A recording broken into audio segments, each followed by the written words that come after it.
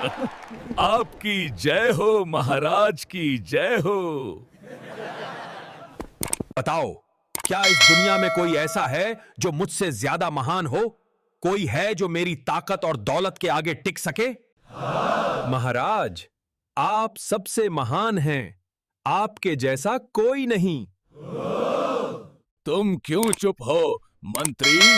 क्या तुम्हें मेरी महानता पर संदेह है? महाराज, इस दुनिया में आपसे भी ज्यादा शक्तिशाली और महान लोग हैं। साहस कैसे हुआ तुम्हारा? अगर तुम ये साबित नहीं कर पाए तो तुम्हें जेल में डाल दिया जाएगा। राजा, ये एक बहुत बड़ा पत्थर है। इसे यहाँ कौन लाया होगा? वहां पहुंचकर उसने राजा को एक सुनसान जगह पर खड़ा किया, जहां एक बहुत बड़ा पत्थर पड़ा था। मंत्री ने कहा, महाराज, क्या आप इस पत्थर को हिला सकते हैं?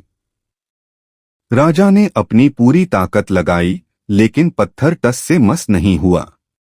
राजा थककर बैठ गया। मंत्री मुस्कुराया और बोला, महाराज, आप अपनी ताकत पर घमंड करते हैं, लेकिन यह पत्थर आपसे भी ज्यादा शक्तिशाली है। यह सदियों से यहाँ खड़ा है और कोई इसे हिला नहीं सकता। राजा का घमंड थोड़ा कम हुआ, लेकिन अभी भी पूरी तरह नहीं टूटा था।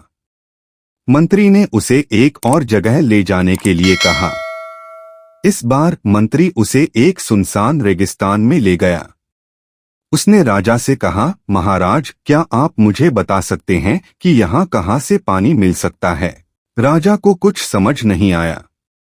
उसने कहा, यहाँ तो कहीं पानी नहीं। तभी एक ऊंट पर बैठकर एक व्यापारी वहां आया।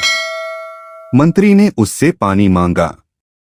व्यापारी ने अपनी मशक से उन्हें पानी दिया। मंत्री ने राजा से कहा, महाराज, आपकी दौलत यहाँ किसी काम की नहीं है। इस रेगिस्तान में एक बूंद पानी आपसे भी ज्यादा कीमती है। यह व्यापारी जो पानी लेकर आया, वह आपसे भी ज्यादा शक्तिशाली है, क्योंकि वह जीवन बचा रहा है।